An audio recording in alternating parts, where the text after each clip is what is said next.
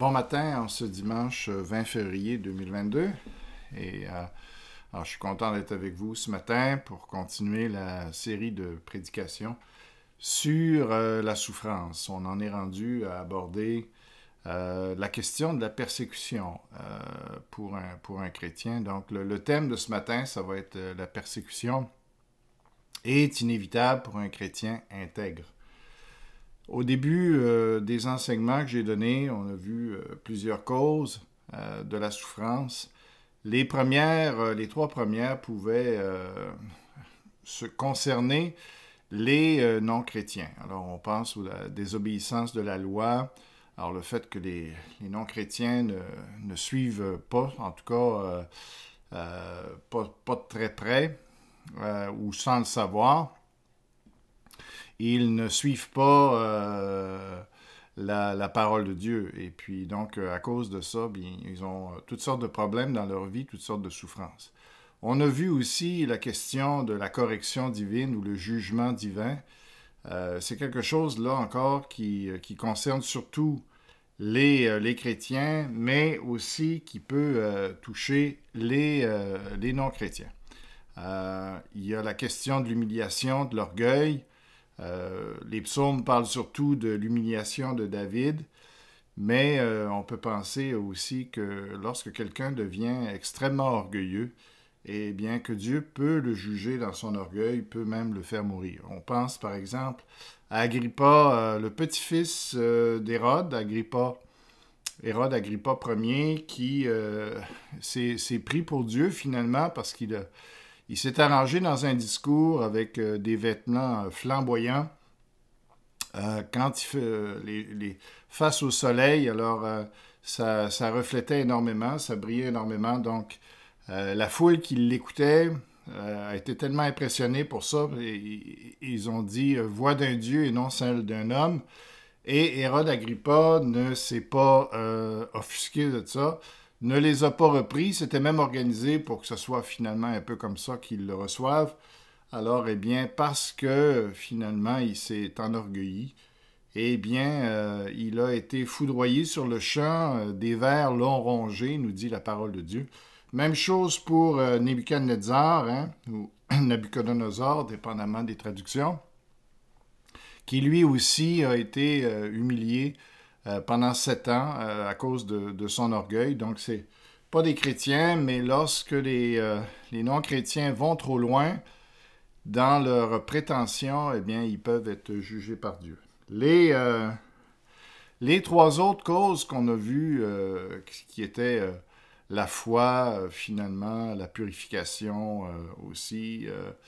Alors, eh bien, ça touche plus les chrétiens dans les psaumes. Ou en tout cas, comme j'ai dit, le terme chrétien dans les psaumes, c'est pas approprié parce que les enfants de Dieu ou ceux qui croyaient en Dieu ne se faisaient pas appeler comme ça à l'époque. Alors, ce matin, on en arrive finalement à cette cause-là qui est la persécution, qui vraiment, elle, est une prérogative, si on peut dire. Je ne dirais pas un privilège. Dans un sens, oui, c'est un privilège, parce que les apôtres étaient même fiers, se sentaient honorés quand ils étaient persécutés. Mais disons que c'est peut-être un peu masochiste de l'appeler comme cela.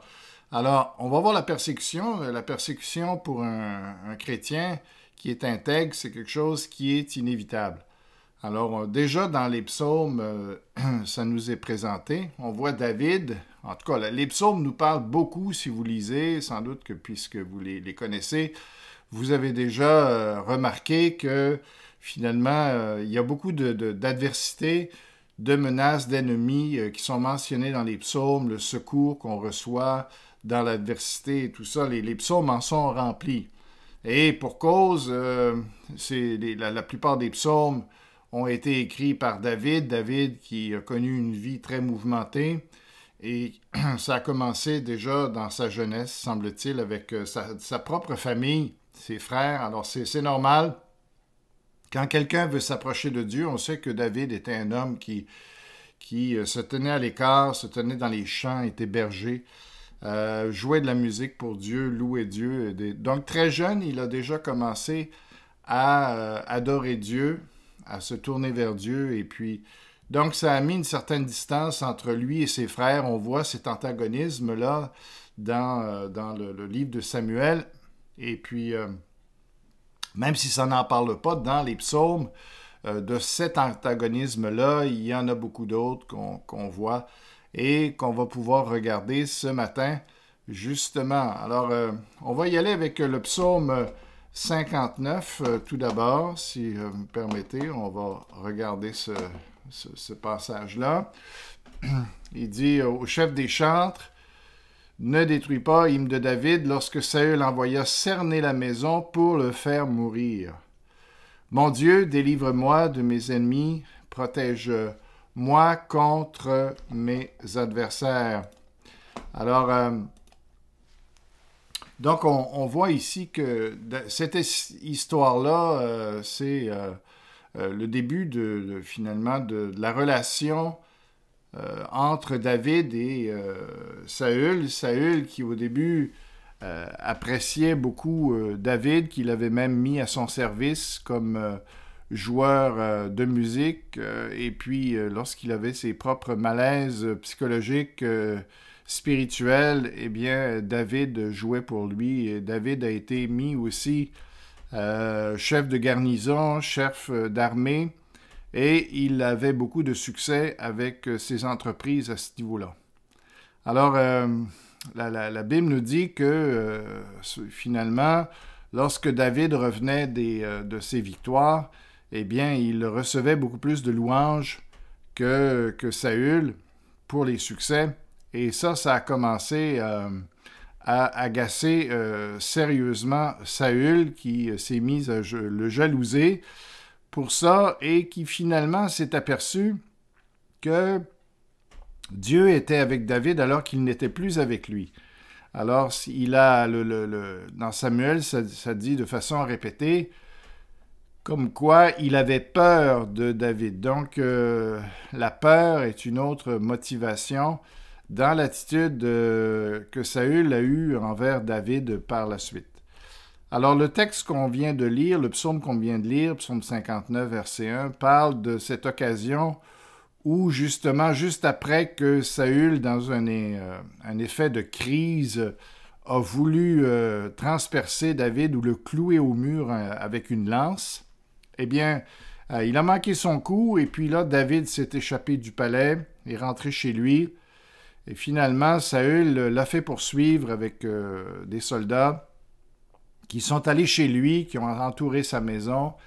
Et puis, finalement, durant la nuit, bon, ils l'ont laissé dormir, mais au matin, ils devaient le capturer. Alors, sa femme l'a averti de ça, et pour qu'il s'échappe. Alors, elle lui dit, si tu ne te sauves pas, eh bien, demain, tu es un homme mort.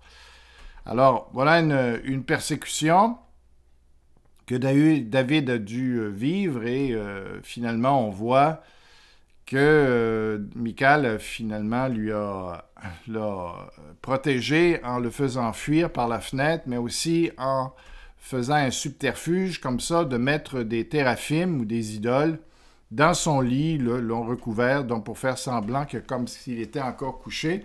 Et lorsque les soldats se sont présentés à elle le matin, eh bien, elle dit, bien, c'est dommage, mais il est malade.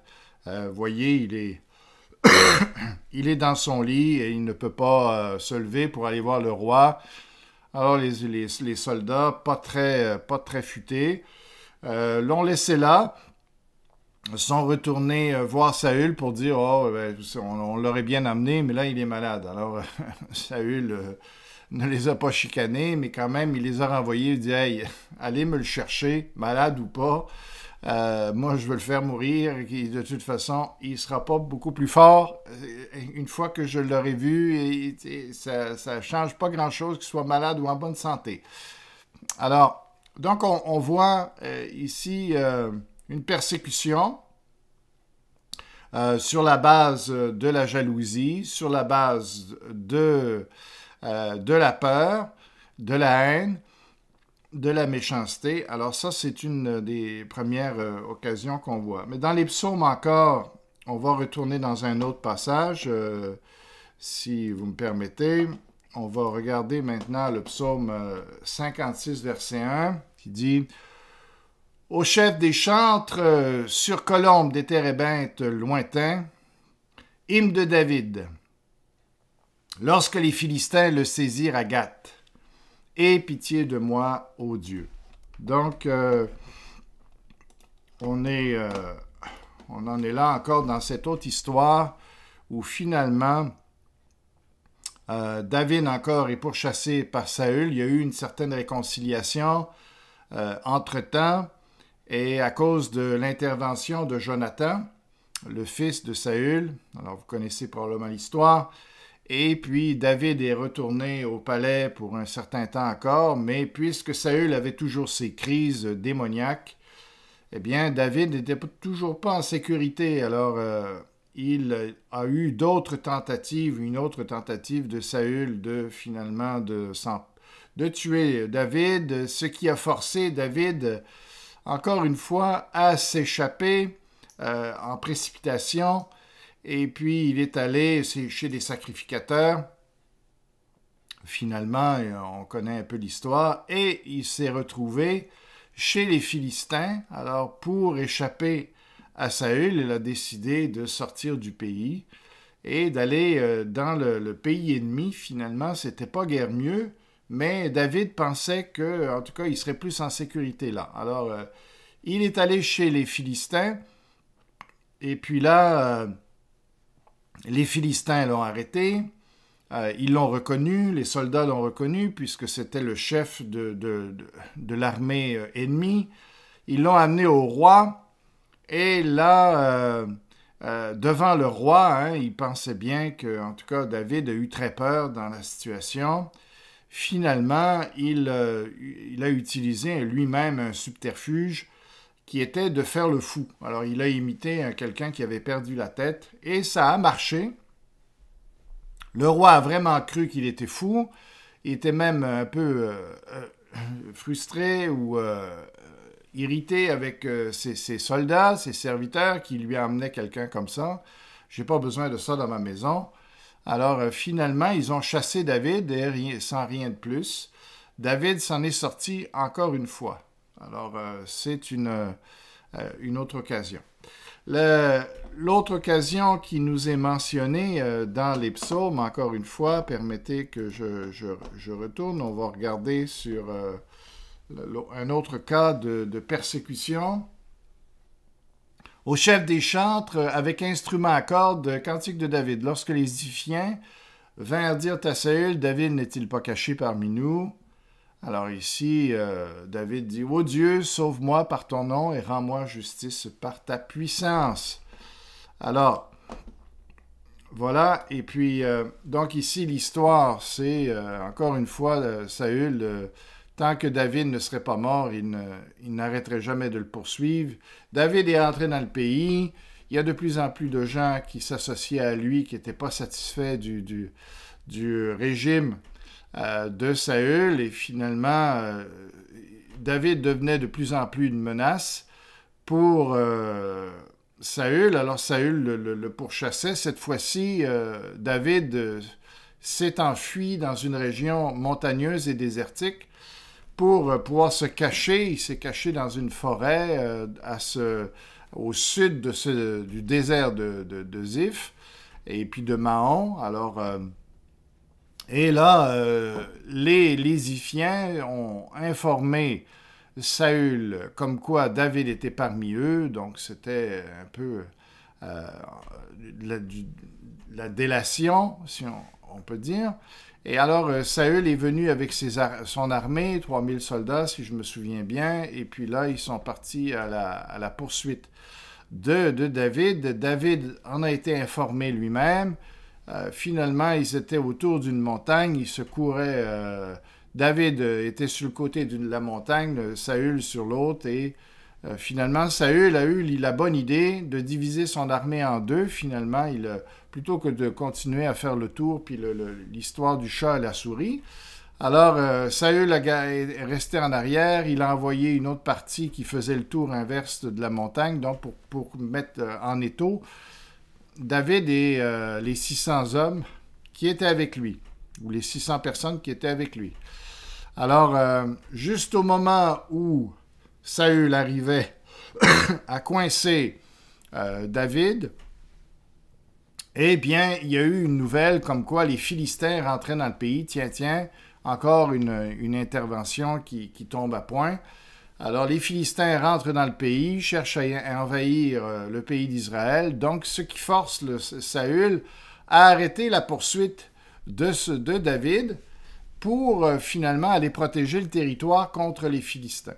Alors, on voit combien, dans toutes ces histoires, finalement, on voit que David se tournait vers Dieu, faisait appel à Dieu pour la protection de Dieu. Et même quand il dormait, on voit avec le premier cas avec sa femme, eh bien, Saül voulait sa mort, mais finalement, Dieu s'est servi de sa femme, de l'intelligence de sa femme, pour faire en sorte qu'il échappe au guet-apens qu'on avait mis en place. Et c'est la même chose aussi avec lorsqu'il est arrivé devant le roi des Philistins, il a eu l'idée de faire le fou, et ça a marché, mais ça a marché pas tellement parce que David était brillant, mais parce que Dieu a touché le cœur du roi, et puis il fait ce qu'il veut, hein, Dieu avec le cœur du roi, la Bible nous dit. On en a un très bel exemple. Et là, ici, au moment de la poursuite, au moment où il allait être capturé, eh bien, Dieu met à cœur aux Philistins de rentrer dans le pays. Donc, on voit que Dieu planifie toutes choses parce que ça se fait pas, comme on dit, en tournant sur un dixaine. Ça se prépare, une invasion. Donc, on voit que Dieu était au courant de tout ce qui se passait, de tout ce que Saül voulait faire envers David. Et il s'est organisé, finalement, que l'invasion arrive juste au bon moment où David avait besoin d'être secouru. Alors, on voit toute cette histoire-là de la persécution de David et de beaucoup d'autres cas dans les psaumes qui ne sont pas identifiés à des cas précis ou à des circonstances précises. Mais ce qu'on apprend dans ça, finalement, c'est que toute cette dynamique qu'il y a entre Saül et David, finalement, c'est toujours cette guerre entre le bien et le mal, entre les fils de Dieu et les fils du diable, où il y aura un conflit continuel, mais dans ce conflit-là, bon, c'est pénible pour les enfants de Dieu, mais en même temps, ils peuvent compter sur le secours de Dieu qui est là, qui veille sur eux et qui les protège. C'est ça que l'on apprend au travers des 3 psaumes qu'on vient de lire. Maintenant, dans notre vie personnelle, quel genre de souffrance on peut avoir ou quel genre de persécution on peut subir? Bien, j'ai pensé au travail particulièrement, parce que c'est là que la plupart d'entre nous, on passe la majorité de notre temps, le travail, les relations au travail. Alors, qu'est-ce qu'on peut vivre comme persécution au travail? Eh bien, normalement, quand on est engagé pour un travail, eh bien, ce n'est pas sur les heures de travail en tant que telles qu'on subit la persécution, parce que là, on fait notre travail. Si on a des rencontres avec des collègues de travail, des comités, voilà, alors on discute du travail, on discute de choses sérieuses pour lesquelles on a été engagé. C'est pas dans ces circonstances-là, la plupart du temps, qu'on va subir de la persécution, mais parce que là, on est concentré sur des choses qui sont importantes et des choses qui sont de Dieu aussi, le travail et tout ça. Mais là où la persécution se fait le plus souvent, c'est dans les temps de repos, dans les temps de pause, où là, les gens jasent un peu de leur vie. Et c'est là que la distinction fils de Dieu, fils du diable, même si ces expressions-là ne plaisent pas à tout le monde, c'est ce que la Bible enseigne clairement. Donc, il y a un antagonisme là qui est naturel pour quelqu'un qui a accepté Jésus-Christ comme sauveur. il appartient à un autre monde. L'Esprit de Dieu est en lui. Ce n'est plus l'esprit du monde ou l'esprit du malin qui le dirige, mais il est dirigé par l'Esprit de Dieu. Alors, c'est sûr que puisque les autres sont dirigés par l'esprit du malin, nous dit la parole, eh bien, il y a un antagonisme naturel, il y a un mal à l'aise qui s'installe, il y a une confrontation qui s'installe inévitablement entre les deux camps ou entre les deux sortes, finalement, de lignées qu'on retrouve déjà dans la Genèse mentionnée. Alors, il y a ce conflit qui est là, et de quelle manière est-ce que ça prend forme? Bien, quand finalement, en temps de pause, où on est là, on est en train de manger, ou on est en train de se reposer, eh bien là, il y a des conversations, et dans les conversations ne seront pas du tout les mêmes. Eh bien, parce que les gens du monde, eux, de quoi parlent-ils? Eh bien, ils vont parler d'argent, ils vont parler de leurs biens personnels, de leurs avoirs, de leurs nouvelles roulottes, de leurs 4 roues, de la puissance de leur skidoo, de leur F-150, etc. Alors, ils vont parler finalement des voyages qu'ils ont faits, des exploits qu'ils ont faits, des compétitions qu'ils ont faits, des succès qu'ils ont eus, des trophées qu'ils ont gagnés. Alors, l'orgueil de la vie, finalement, tout ça, ça va être le sujet de leur conversation quand ce ne sera pas les convoitises des yeux, la convoitise de la chair, tous leurs désirs, finalement, qui ne sont que terrestres. Et ça peut être la sexualité, mais ça peut être tout ce qui a rapport à ce monde-ci, la spiritualité, les questions de Dieu et tout ça. Sinon, pour en rire, eh bien, ça ne sera pas l'objet de leur conversation. S'ils parlent de politique, ça va être pour montrer qu'ils sont connaissants et finalement, sans chercher vraiment à comprendre, ils vont se moquer des politiciens et tout ça en étant finalement eux-mêmes du même acabit. Alors, voilà un peu de quelle manière. Alors, comment un chrétien peut être intégré dans une conversation comme ça? C'est certain qu'il va se sentir mal à l'aise, qu'il va se sentir qu'il n'est pas à sa place. Et ici, il est sage pour éviter, à moins que ce soit des conversations qui soient sérieuses, dès que ça devient sérieux, le chrétien a sa place là-dedans, sur n'importe quel sujet. L'homme spirituel juge de tout, il peut discuter de tout sérieusement. Mais quand les gens sont là, qui ne veulent même pas écouter ce que les autres ont à dire, qui sont juste là pour être comme des fanfarons qui parlent d'eux-mêmes, alors, il n'y a pas de place à une discussion avec quelqu'un comme ça pour un chrétien. C'est très difficile dans ces circonstances-là. Alors, pour ce genre de conversation-là, le chrétien va se sentir pas à sa place. Il va chercher ce qui serait sage pour ne pas entendre trop de choses qui pourraient rester dans son esprit, qui pourraient affecter son esprit. Alors, ça vaudrait mieux, en tout cas, qu'il se retire et qu'il puisse soit aller prier, soit simplement réfléchir, soit se tenir avec quelqu'un peut-être qui s'intéresse et qui peut-être vit une situation difficile, parce que ça, souvent, c'est là que va être le ministère avec une personne précise qui passe par un moment où elle n'a pas envie de rire, elle n'a pas envie de parler de ses exploits, parce qu'elle se sent abattue. Alors, les chrétiens vont chercher des temps avec ces personnes-là. Mais avec le groupe, disons, des collègues de travail dans les temps de pause, ça peut être difficile. Et les collègues, à ce moment-là, vont sentir cette distinction-là, vont sentir cet écart-là, cette exclusion-là, et ça va jouer des deux côtés. Le chrétien s'exclut parce qu'il ne veut pas entendre des choses qui sont inutiles ou même qui peuvent être offensantes pour lui.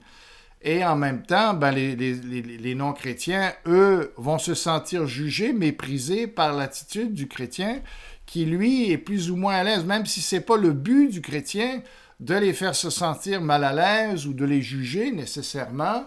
Eh bien, juste son attitude de se retirer fait que finalement, les autres vont le voir et ça va installer une froideur, une distance entre les chrétiens et les non-chrétiens sur le milieu de travail. Comme la plupart du temps, les chrétiens sont en minorité, vous allez vous retrouver isolés, vous allez souffrir de cette situation-là parce qu'on a tous le désir quand même d'être acceptés par le groupe, on a le désir d'être aimé, par notre entourage. Donc, c'est quand même une situation qui n'est pas naturelle, une situation qui est douloureuse pour le chrétien de sentir qu'il est mis de côté comme ça, et il se met de côté lui-même, il est mal à l'aise dans ça. Alors, voilà un état de fait qui se présente assez souvent sur le milieu de travail, l'exclusion, qui est une forme de persécution, hein, et puis qui est la plus courante, je dirais. Deuxièmement, il y a aussi la menace, ou en tout cas, ce que je veux expliquer par ça, c'est par la menace, eh bien, c'est le fait que le chrétien qui est engagé, qui est vraiment à la place où il doit être, il va être performant. Alors, si dans nos entrevues d'embauche, on est honnête, si on n'exagère pas nos qualités, nos réussites, eh bien, normalement, on devrait dire la vérité à ceux qui font les entrevues. Donc, pour qu'ils aient une idée juste de qui on est. Alors ça, c'est quelque chose qui est chrétien, de présenter une image de soi qui est réaliste, qui n'est pas surélevée, même on aurait intérêt à se sous-estimer un peu. Ce n'est pas se dénigrer, mais c'est de donner une image inférieure, de se donner une certaine marge de manœuvre, finalement, dans les attentes qu'on crée aux autres. Mais une fois que... Donc, on a donné une image de soi qui est quand même au moins juste, même en dessous de la réalité. Après ça, eh bien, le chrétien, s'il est accepté dans son embauche, eh bien, il devrait être performant parce que son éthique de travail, alors, bibliquement, le Seigneur nous demande d'être au service, d'être quand même, de faire un travail excellent, de chercher le bien de l'entreprise, de travailler de mieux en mieux. Alors, l'éthique du travail, le travail, c'est quelque chose qui, pour un chrétien, est une valeur de Dieu, quelque chose qu'il faut faire, quelque chose qui est bien et qui contribue au bien de la société. Et ça, c'est la façon première que le chrétien va influencer ce monde, par la qualité de son travail. Donc, à ce moment-là, il va performer, il va se distinguer et il risque, évidemment, par ses patrons, de recevoir des honneurs, de recevoir des compliments, de recevoir finalement des marques de reconnaissance. Et puis, les autres vont voir ça et comme ils n'ont pas la même éthique de travail, ils n'ont pas Dieu avec eux qui bénit aussi leur travail, l'intelligence, la qualité de ce qu'ils font, eh bien, il y a une distinction qui va s'installer entre le chrétien et le non-chrétien. Et il y a une jalousie qui va s'installer aussi au travers de ça. Et il va y avoir aussi, ils vont se sentir menacés dans tout ça. Alors, donc, voyez-vous, je me suis trompé d'un peu dans mon ordre des points, mais là, ici, je suis en train de parler finalement de mon troisième point, qui était la jalousie. C'est que lorsque on fait du travail avec excellence, eh bien, inévitablement, eh bien, les gens vont se sentir menacés par nous, ils vont être jaloux de l'attention qu'on nous donne, des compliments qu'on nous donne, et ça va venir les déranger sérieusement, et ils vont vouloir, comme avec Daniel, on se souviendra, Daniel qui faisait un travail excellent pour les rois, pour qu'ils servaient, donc il était le meilleur de tous, son travail était sans reproche, il n'y avait pas moyen de le prendre en défaut.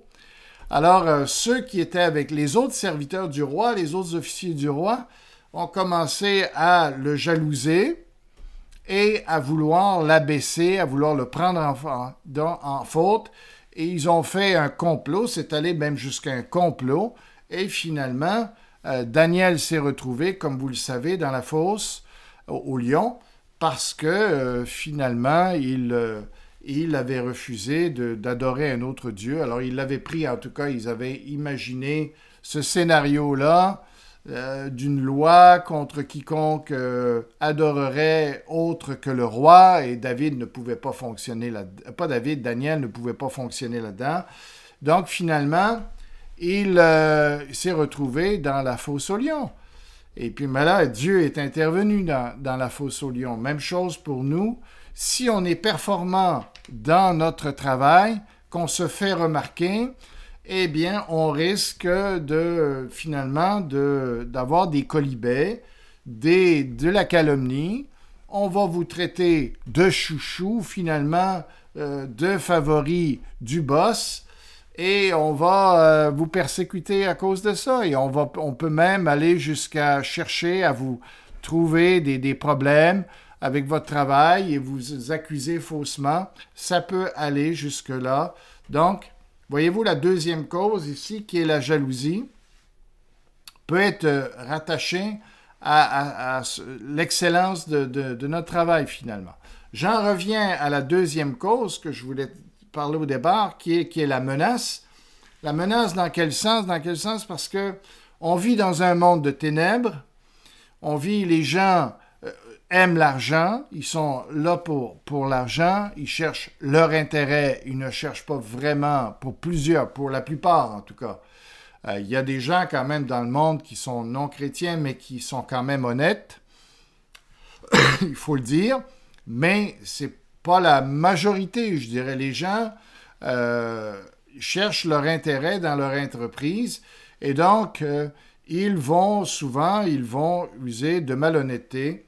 Ils vont faire des fausses déclarations concernant leur temps.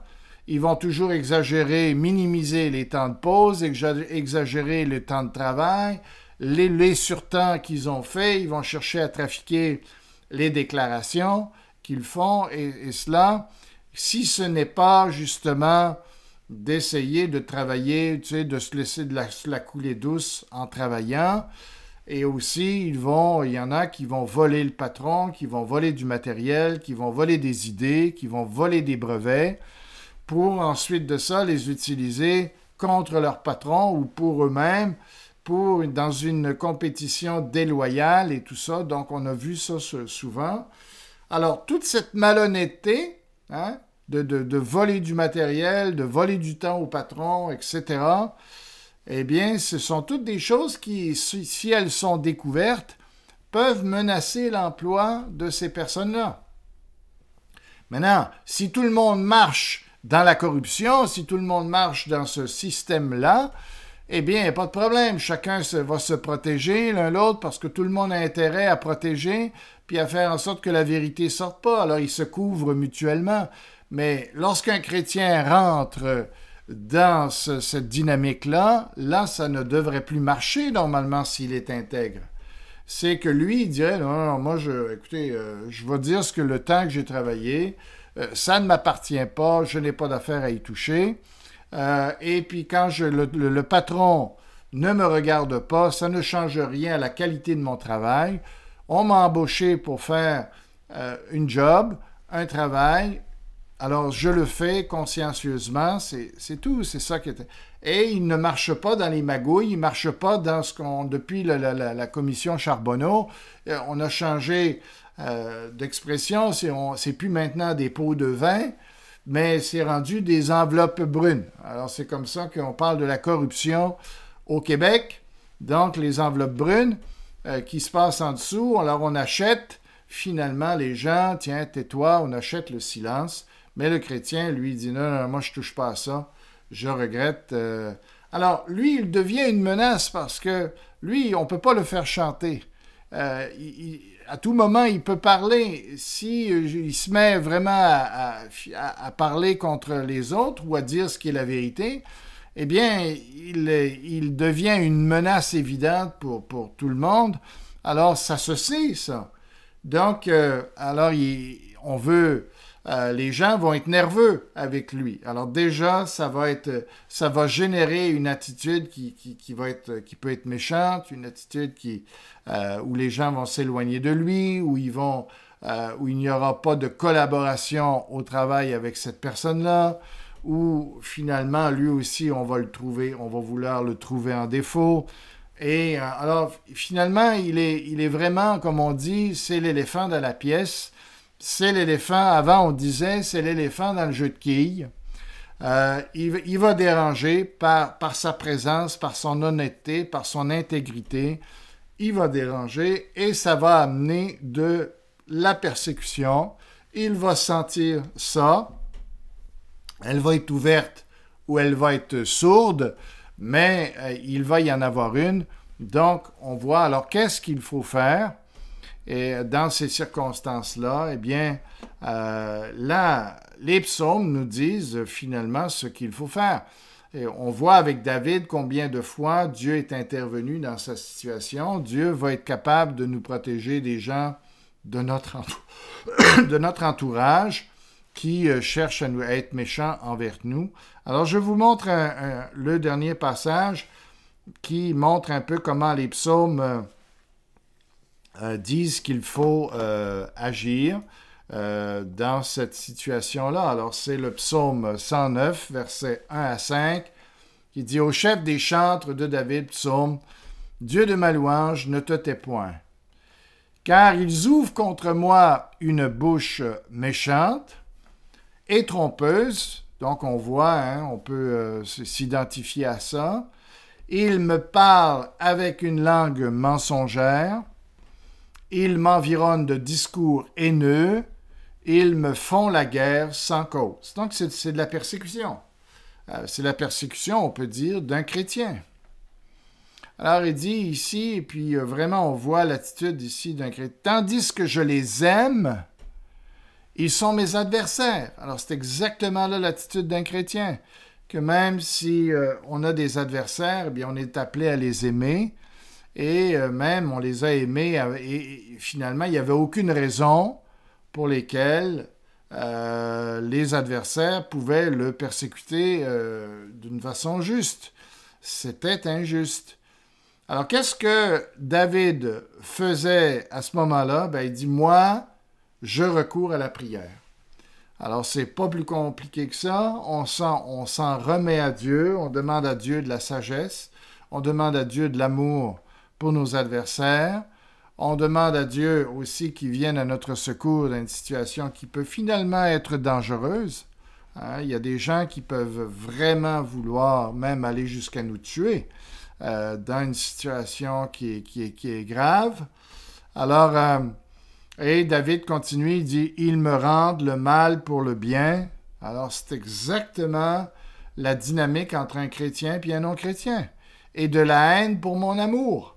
Donc ici, David nous a donné un très très bel exemple de comment ne pas répondre la haine pour la haine et de ne pas mériter la haine non plus. Alors il dit finalement, moi, je recours à la prière.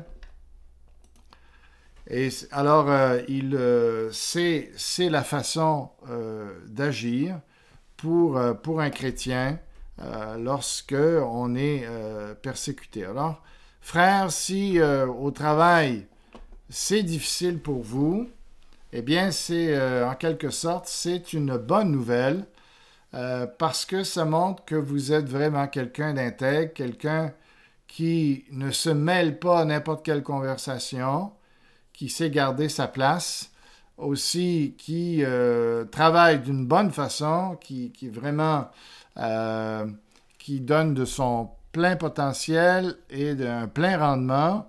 Alors ça, c'est pas toujours un atout pour les patrons, comme j'ai dit, c'est bien. La part des patrons, vous allez être récompensés, vous allez être honorés pour ça, mais pas de la part de ceux qui se sentent menacés par cela. Et aussi, si vous êtes quelqu'un qui ne trempe pas dans les fraudes, les vols, les choses malhonnêtes, encore là, ça va être un problème pour vous. Mais continuons de compter sur Dieu, de s'en remettre à lui. La persécution est inévitable pour un chrétien intègre, mais aussi le secours de Dieu sera inévitable pour un chrétien qui est intègre. Donc, que Dieu vous encourage au travers de ça et que Dieu vous bénisse. Alors, laissez-moi terminer par la prière. Tendre Père, que tu nous aides, justement, lorsqu'on est persécuté, à voir si c'est à cause de notre mauvaise attitude ou bien si, au contraire, c'est à cause de notre intégrité. Et si c'est à cause de notre intégrité, Seigneur, que tu nous aides à vraiment avoir la foi, que tu vas nous secourir. On a tellement des beaux exemples dans ta parole, alors on a confiance que ça ne sera pas différent pour nous, au nom de Jésus-Christ. Amen. Je vous souhaite un bon dimanche. Que Dieu vous bénisse abondamment.